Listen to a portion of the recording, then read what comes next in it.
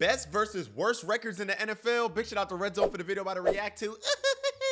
For every unbelievably great NFL record, yes, there's sir. also one that is unbelievably embarrassing. These are the best versus worst NFL records ever. And first up is Patrick Mahomes. Because believe it or not, he gotta have the best. Mahomes holds one of the most embarrassing records a QB could have. What? The longest sack of all time. No way.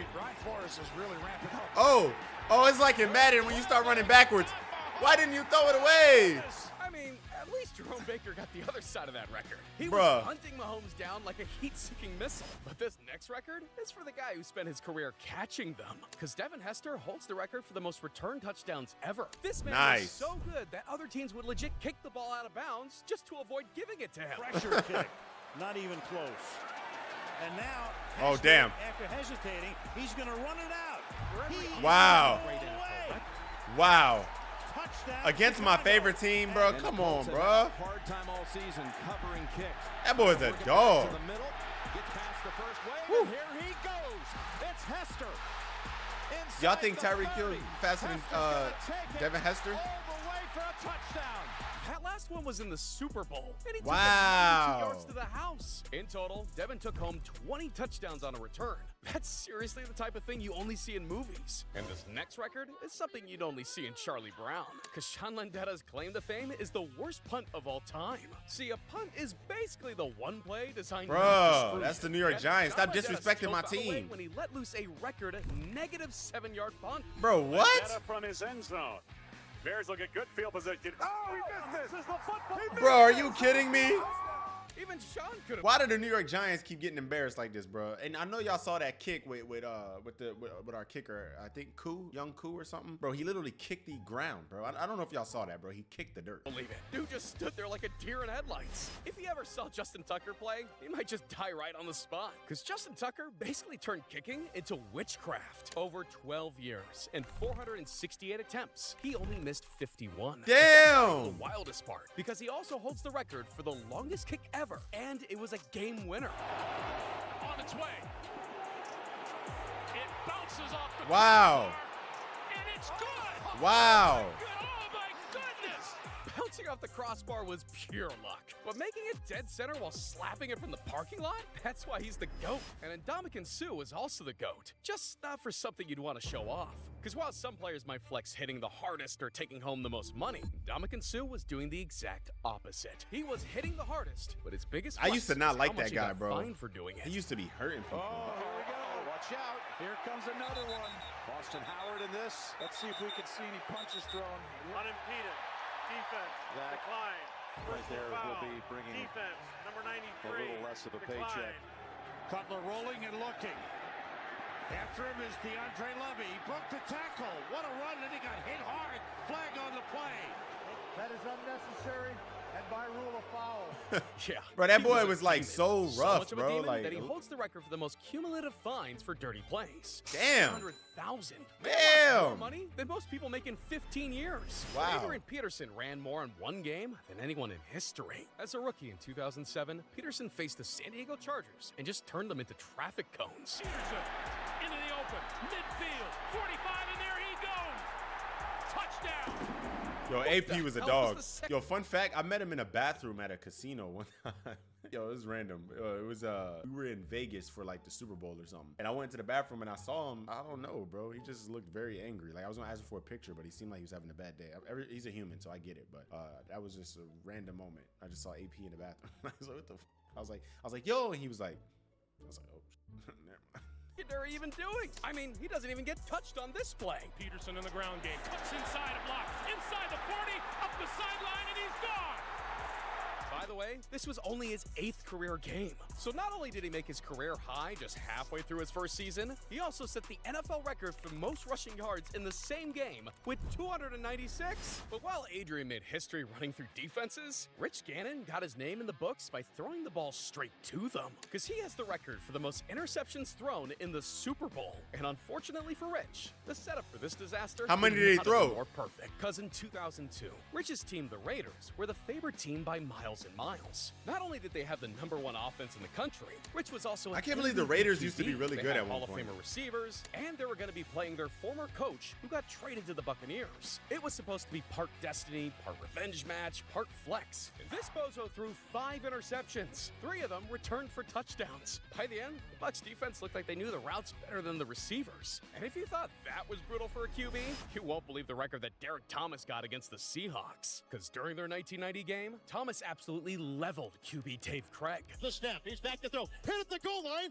ball charge free, touchdown Kansas City. But he didn't just stop there. He went for 2, then 3, then 4, all the way up to 7 tackles in one game. Dude was straight up harassing the QB. I don't know what kind of pre-work. I didn't know that was a record, though. I thought it was an absolute sick one. He actually almost had 8 sacks, but missed Craig by a hair as Craig tossed up the game winner. But even though Thomas took the L, his record for the most sacks in a game still stands today. Oh, most sacks, not tackles. Okay. For the most imperfect. Yo, why he just touch his booty like that? Look at this. Same goes for the 2000. Yo, what the? Lions for the most imperfect season. Yeah, the Browns may have done it more recently, but with a 1-15 record the previous year, their meme-worthy season was seen a mile away. And that's what makes the Lions version that much worse. Because in 2007, they actually weren't god-awful. Yeah, 7-9 isn't exactly masterclass material, but it's not a sign you're about to set a record for being bad either. Plus, they had Calvin Johnson, one of the most talented receivers ever. And how was could a you dog. possibly go wrong Madden with that? 13. Well, this is how. Attempt in an NFL regular season game, and it's a 62-yard touchdown to Michael Jenkins. Michael Bishop in 2000, and repatriate great last quarterback. Here's Turner, busting tackles for 66. Still in the first. Turner again. His second touchdown of the quarter. Before Matt Ryan was choking in every game that mattered, he was responsible for giving the Lions the worst NFL season ever. And it just snowballed from there. They were going through QBs every other week, and the defense gave up a historic 517 points that year. But the worst part of the season, this play. Bro, that's crazy. Isn't he a sports analysis now? Poor guy like a disappointed dad, you know you're cooked. And by Yeah, week he is. 16, announcers were barely paying attention to them at all. Fans literally went to games with bags over their heads. The GM was fired, and after one last 31-21 loss to the Packers, the Lions became the first team in modern NFL history to go 0-16. The Browns may have thrown a parade for going 0-16, but they only got to be chill about it because Detroit did it first. And it's actually crazy Detroit pulled it off, because with Calvin Johnson, it should have been the easiest season of their lives. I mean, he was literally nicknamed Megatron. That boy was Once a he got dog. a chance to actually do well, he was unstoppable. Stafford, who took a hit, firing for the end zone. Calvin was just him. The playbook essentially became throw it near Calvin and pray. Unfortunately, he was wasted on the Lions team and went 4-12. But at least he got the record that year for most receiving yards in a season with 1,964. And at that point, Speaking of Adrian Peterson. he even needs a Super Bowl. Almost every team has made it, but no one has topped Megatron's record.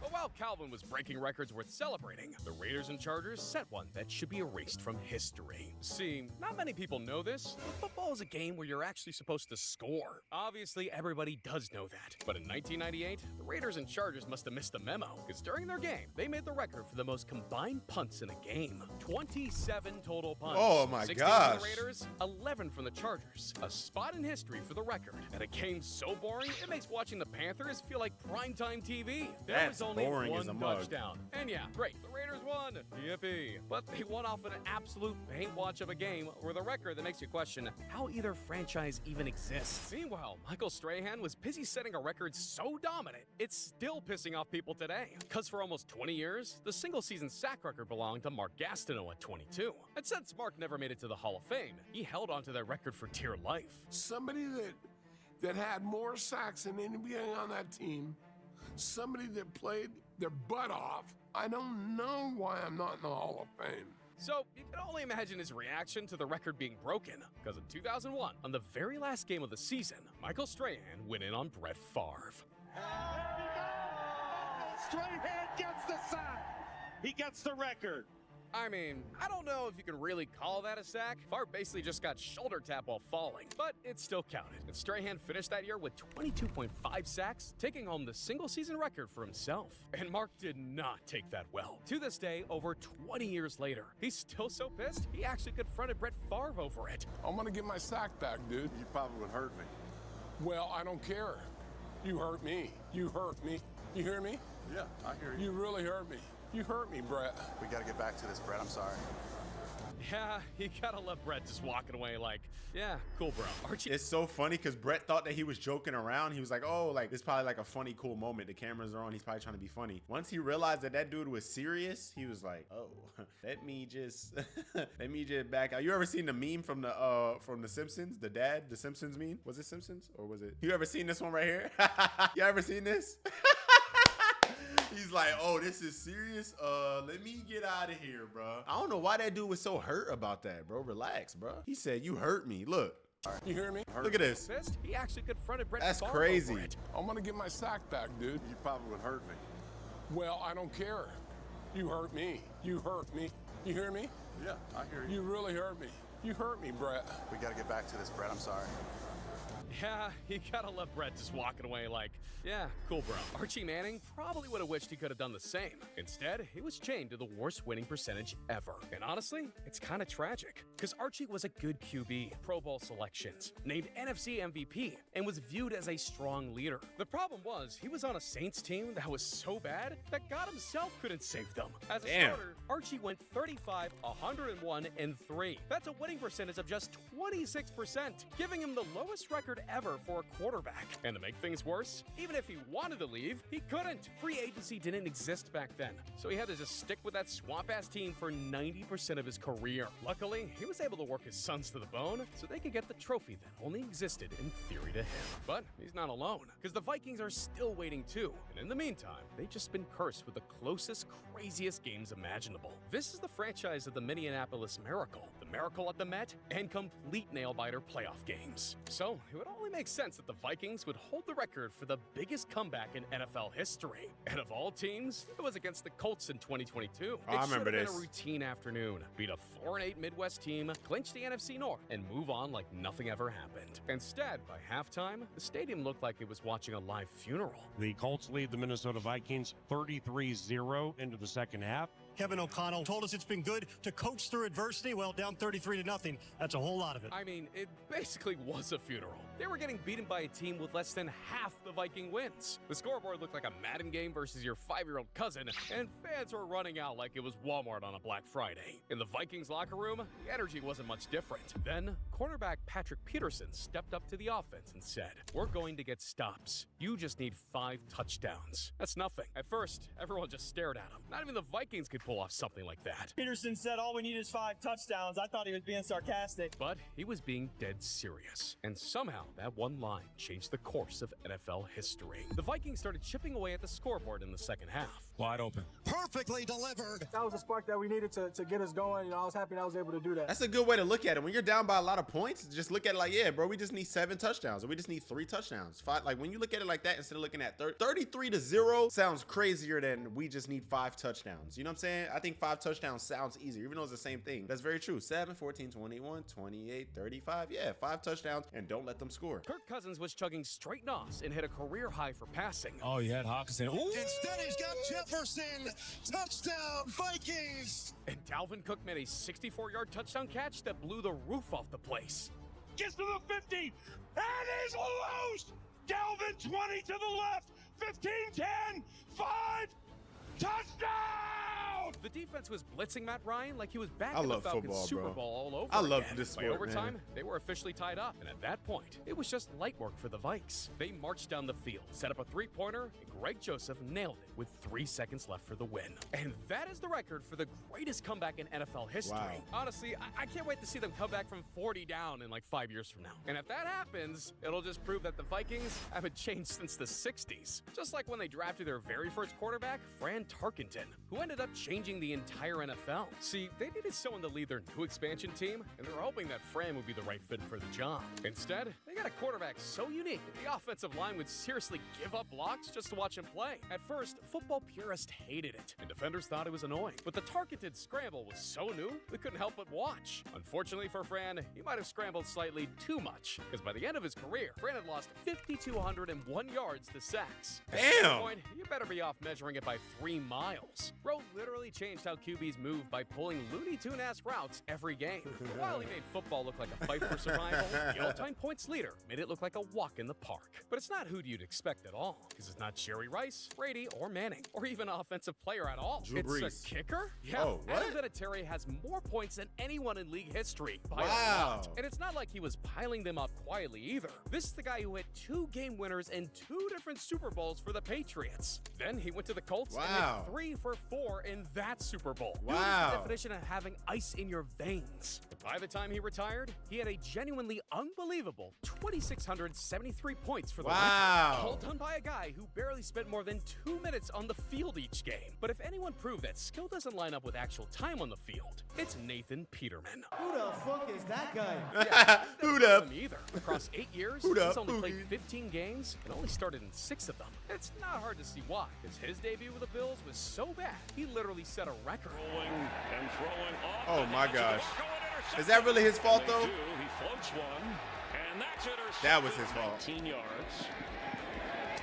And That was that's definitely his the fault. 5th interception today. I mean, Put that up receiver 5 could have jumped. interceptions in just the first half. Damn. They saved the game by benching him, but 5 picks in 30 minutes is something even the Vikings couldn't recover from. But when Emmitt Smith was on the field, you never even had to worry about losing. Even though he Emmitt was the Smith. biggest, Emmitt fastest, Smith. he was by far the most determined. Like, he'd play and train through injuries, study famous running backs, and even set an insane goal before entering the draft to be the NFL's all-time leading rusher. And he's living proof of achieving something you set your mind to. Because by the time he retired, he had a record of 18,355 rushing yards. He basically ran from the Dallas training room to Tokyo. And even though he was a head down and grind type player his whole career, he decided to finally pull something iconic when he broke the record. You want to do it now?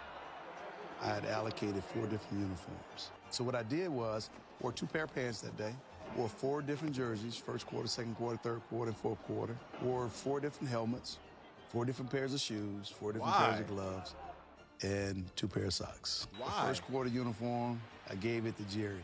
The second quarter, I sent to the Hall of Fame. The third quarter, I kept for my own charity. And then when I broke the record, I kept for myself.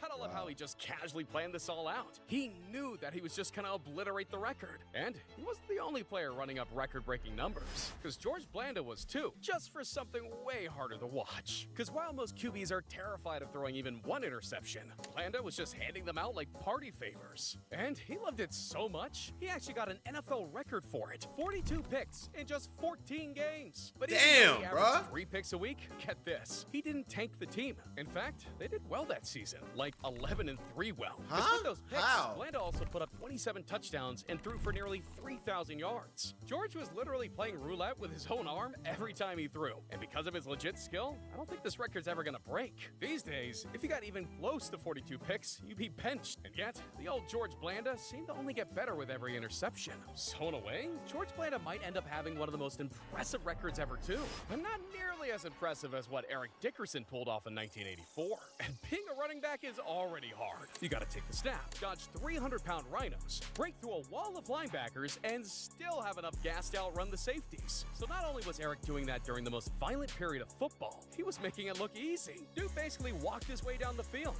and he did it in a 6'3", 220-pound frame. Defenses had never seen anything like this in their lives. Hell, aside from Gronk, I've barely seen any monster move that fast. Eric owned the field every game.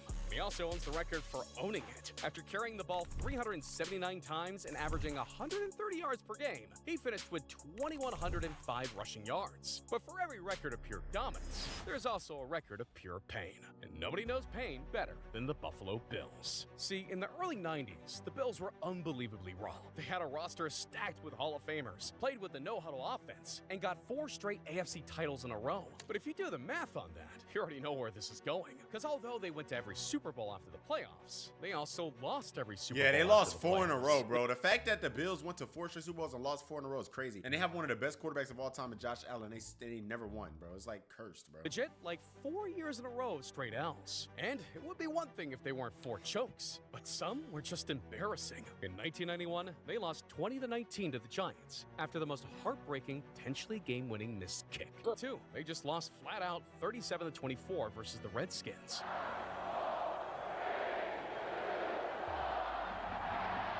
The Redskins are the world champions. The crowd counting down the clock is absolutely ruthless, but not as ruthless as what the Cowboys did to them in 1993 when they beat the Bills 52-17. In the middle of setting a record for the most bowl losses, the Bills actually set another record in this game, and not a good one. They had 9 turnovers, the most in Super Bowl history, which brings us to the final and probably the saddest loss of the record, because in 1994, the Bills were actually up 13-6 at halftime, but the 90s Cowboys were basically a team of Terminators, so they absolutely stormed back to win 30-13. Damn, Losing bro. on the biggest stage in the world 4 times in a row would make me take the fast way down a building. But hey, no other team has made it even 4 times in a row, so at least they got that. But Drew Brees took consistency. Drew Brees to was a whole GOAT, nother level, bro. because throwing a touchdown pass isn't easy. I know every football fan thinks they could have made that pass, but realistically, they couldn't even hit the side of a barn. But the distance is only the main concern off field. In a game, there's a full defense, weather to worry about, receivers dropping passes, and sometimes your own team forgetting the block. Put that all together, and then imagine hitting one every single game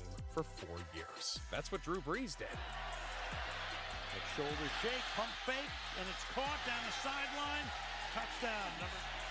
The fake to the outside to Graham. Touchdown. Before Brees, though, Johnny Unitas held the record for 47 games over 50 years. Decades of QBs came and went just because it seemed like one of those unbreakable records. Then, between 2009 and 2012, Brees came in and absolutely smashed it, throwing a touchdown for 54 games straight. Finds time wide open, and there it is. Drew Brees to Devery Henderson. Drew Brees setting one of those records for the ages. Didn't matter if it was pouring rain or if his receivers were eating donuts during the play. He always puts up points on the board, making a streak longer than Unitas, Manning, and even the GOAT himself. But Brett Favre put up just as many points, though he just wasn't picky about which team got them, because he holds the record for 336 interceptions. Oh, really? I didn't know that. Throws back across the middle. And Wow. he's intercepted. Quick count there. Favre's throw is intercepted. Damn, bro. 336 picks is crazy. This man was straight up gifting touchdowns to the other team and still came out on top. Just not always on top of the football, because he also holds the record for the most fumbles by a QB. 166. And in one game, he pulled off giving it up 6 straight times. Damn. Down 14-3 and struggling. Favre, what in the name of Dave Craig is going on there? Ball's loose again. The Bucs getting all kinds of pressure, and it's loose one more time. That should be impossible. But for every smooth brain pick he also had a sling 40-yard laser straight into Mack's coverage, and that shouldn't be possible either. In a way, it's almost more impressive he holds records so bad and still ended up being one of the greatest players of modern football. But Jerry Rice is one of the greatest of all time. And if football had a Mount Rushmore, Jerry Rice's face would be carved in at 4K HD, because Jerry is undoubtedly, indisputably, the greatest wide receiver ever. I still have to pinch myself. I can't believe some of the things I have done. Go into the pros. What goals have you set for yourself? Well, number one, I would like to be the all-time receiver. And he did just that. He didn't just get there from average hard work. He got there with more talent than anyone else and workouts that gave his own teammates a run for their money. And Jerry was as relentless on the field as he was off of it. First time I tried to run this hill, it kicked my butt. And I said, I have to go back and conquer that. Every practice rep, he sprinted to the end zone like it was Sunday. Every route could cut defenders in half. And when the ball left the QB's hands, it wasn't a 50-50. It was 100-0. And he goes over the middle, and the pass caught by Jerry Rice, and Rice gets away. So is Jerry Rice better than Randy Moss? And Rice is going to get in for the touchdown. Yeah, he's tough. Rice, look out. He can break it. Like chased by Darrell Green, who chases him out of bounds. He looks to his second option, going deep. He's got Rice, touchdown. After seeing that, yeah, he's the greatest receiver to ever do it. But his records speak for themselves anyway. 22,895 yards and 197 touchdowns. Damn. To put that into perspective, the next closest to his TDs is 50 behind. And for yards, 5,000. It's pretty safe to say that no one will ever touch that. But David Carr was out here setting records no one would ever want. Because when the Houston Texans expansion team drafted him, he was probably expected to ignite the franchise. But what he didn't realize is that they also drafted loaves of bread for their offensive line. And without players that could even come close to protecting him, he ended up being sacked for a record 76 times in their first season. Carr in trouble. Down. Carr sacked. but it's Bro, that must suck, bro. Getting touched 76 times as a quarterback, I'd be mad as hell at my line, bro. Hey, bro, can y'all block, bro? Guy was getting Damn. more than a crash test dummy. Feel like I'm playing superstar mode. Until you realize he never learned his lesson, because he played 4 more seasons with them and got sacked 173 more times. Respect the loyalty, but you gotta know when to move on. But sometimes loyalty pays off, because in 2016, during his 12th season with the Steelers, Ben Roethlisberger pulled off something no other quarterback has ever done: 6 touchdowns in back-to-back games. Looking for the touchdown to the end zone, and the catch is made. And that is 6 touchdown passes for Roethlisberger for the 2nd week in a row. It's hard to even call a record, because no one's gonna beat that thing in my lifetime. But honestly, back-to-back Sixers is nothing compared to this next record. Because in the 1940 championship game, the Washington Redskins got the biggest, worst blowout in NFL history. The Bears straight up vaporized them, but it wasn't over nothing. See, earlier in the season, Washington had beaten the Bears 7-3, and it was a drawn-out defensive slugfest. The Washington Redskins defeated us 7-3 on the questionable last play of the game when Sid Luckman threw a perfect pass to Bill Osmanski in the end zone. And that would have won the game for us. But the defensive halfback threw both his arms around Bill Osmanski's arms, and the ball hit him in the chest, and the umpire, the referee, did not call a penalty. Losing on a bad call is tough, but the real problem began when the Bears complained to the press about their loss. Because the Redskins coach didn't respect that, so he just rubbed it in. As a result of that game, why, George, my good friend George Marshall, called us crybabies and a first-half team.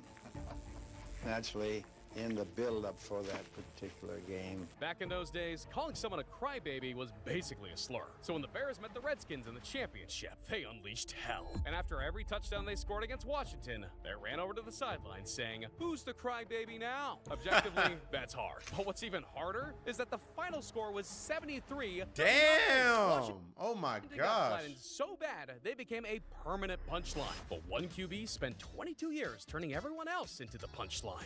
And of course, it's Tom Brady. Listen, we gotta talk about him because Brady doesn't just have 1 or 2 insane records. He has like all of them. Well, not literally, but when you see how many this man has, it genuinely makes your head explode. Because he's got the most career passing yards, passing touchdowns, regular season wins, games played by a QB with a single team, Pro Bowl selections, passing attempts and completions, game-winning drives, 4th quarter comebacks. That's crazy. 649 touchdowns, 15 Pro Bowl selections, 89,000 yards, 285 games played, 46 4th quarter comebacks, 12,000 attempts, 7,000 completions, 50. Oh my gosh. Playoff wins, playoff games started, playoff passing yards, and passing touchdowns, Super Bowl appearances, Super Bowl wins, and Super Bowl MVPs. That's By the way, crazy, bro. That's like leaving out 25 others. But one more that you have to see to believe: the most touchdown passes in 1 quarter. 5th touchdown pass of the quarter. 5 in 1 quarter? Any quarter ever. If there are any Wow. big doubters left after seeing that, well, I hate to be the one to tell you this, but you have a smooth brain. I mean, this guy basically gave a Super Bowl to one of the worst teams ever, because Tampa Bay's drought goes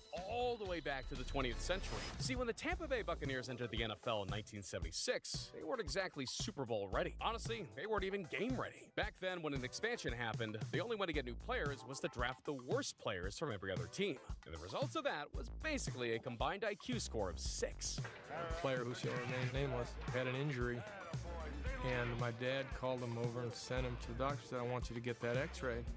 And he came back about an hour later out to practice, and my dad said, "Did you get the x-ray?" He said, "Yeah, but it doesn't feel any better." That was the level of mental firepower they were working with. And honestly, that's the only way to explain the record they hold, losing the most games in a row in NFL history. One of his many famous quotes was in that first year when we had been particularly ineffective as a team, and somebody asked him, what do you think of your team's execution? He said, "I'm in favor of it." It really doesn't get worse than that, aside from the record, because they lost all 14 games in 76, they went on to lose 12 more in 77. All other teams were terrified of losing to the Bucs because of what it would mean for their franchises. And then, on the second to last game of the 77 season, it finally happened. The Bucs won their first ever game to, of course, the New Orleans Saints. We won the game. We didn't know how to act. You know, we were over there wondering, well, what are we going to do now? Well, what they did was ride the high right into another win against the Cardinals. And Wow. it was such an upset that both head coaches of the Cardinals got fired. But there's one Wow. team that's never even heard the word loss. Bro, imagine getting fired because you lost one game to a trash team. That is wild. And they probably didn't even know what it meant, because in 1972, the Miami Dolphins achieved a record that everyone thought was impossible. They did it with the wildest journey you could imagine, because it started with irony. See, prior to 1972, the Dolphins beat the Chiefs in the longest football game ever, a game that lasted 7 hours. Whoa, So how? everyone low-key expected the Chiefs to come into the season with a revenge game against Miami, and well, nope. Miami had easily thwarted the revenge-minded Chiefs 20-10. And with that win, Miami was off to the races, and their legendary no-name defense was introduced to the league. So why was it called that? Well, literally because it was made up of complete nobodies. Kind of insulting in hindsight, but if anything, it made them work harder. Because after that win, Miami just kept rolling. They demolished Houston. And just 3 games in, they were already the only undefeated team left in football. Their defense was unstoppable. QB Bob Greasy was letting it fly, and there was nothing in their way. Until... A record Orange Bowl crowd of 80,000 watched in silence as Bob Greasy sat on the polyturf with a fractured leg. Yeah, the man leading the Dolphins' undefeated charge was suddenly gone, and their season should have ended right there. But just when all hope was lost, the most out-of-pocket savior of all time joined the team, Earl Morrall. This dude was way % of his passes and keeps the dream alive. Suddenly, this washed-up NPC-ass dude is leading the charge, and Miami just goes on a tear. From there, it was just win after win after win. By the end of the regular season, they had already achieved a perfect 14-0 record, led the league in both offense and defense. And they did it all with G.I. Joe at the wheel. But their perfect year wasn't over yet. They beat Cleveland in the divisional round. But in the AFC Championship, the Steelers came at them hard.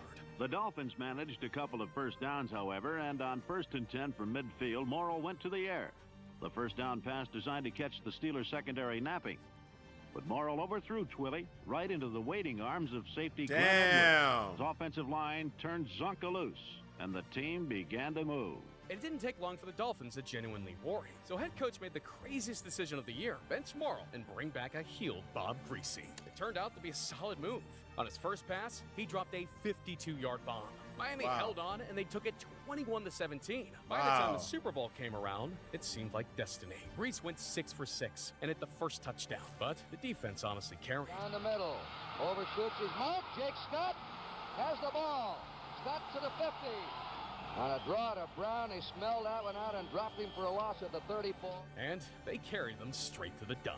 And with that Super Bowl win, the Dolphins became the first and only team ever to get a true perfect season. Clown on the Dolphins all you want, but ultimately, they still hold the best NFL record of all time. Yeah, that's crazy because the Patriots almost did that in 2007 when they went 16-0, but then they lost to the Giants in the Super Bowl. Hey, man, make sure you guys always put God first. Remember that you are chosen to move like it. I'll see you on the next one. It's your boy Eli Mack. Gang, gang.